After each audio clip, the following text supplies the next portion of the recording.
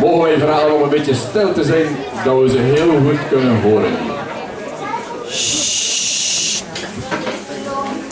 Te maken, zitten pottekens en pannekes bij. Tracht als ze kunnen nog wat vreugde te smaken, vreugde en verdriet springen het langst op de been. Want de aarde, die is al aan het verdoven, schijnt dat de zon en de maan ons geraakt.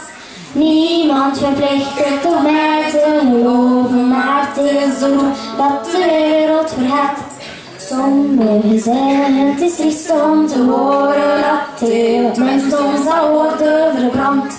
Anderen zeggen men zal ons versmoren, het ene het andere is niet plezant. Het was verduiveld, wat werd toch gedreven ons te behandelen als vlees en gebraad.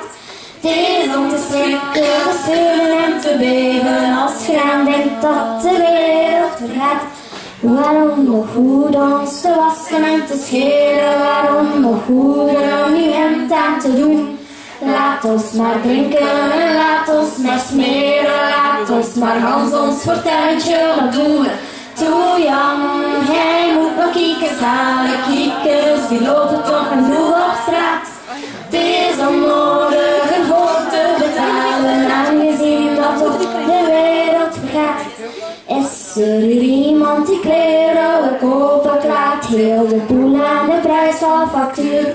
Ik heb wel zin in mijn hemd rond te lopen, het is nog te goed voor de warmte van het vuur.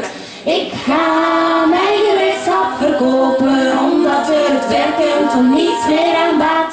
Ik neem er gisteren niet meer dan in handen, aangezien dat toch de wereld vergaat. Eindelijk moest er toch eens van komen, het werd ons voorspeld door de ster uit de zweert. Ik heb gelukkig mijn voorzorg genomen, mijn laatste cent is goddank reeds verteerd. Ben ik gedwongen het schuldig te maken, zet me mij morgen of heden op straat. Ik lach ermee, want het kan mij toch niet raken, aangezien dat toch de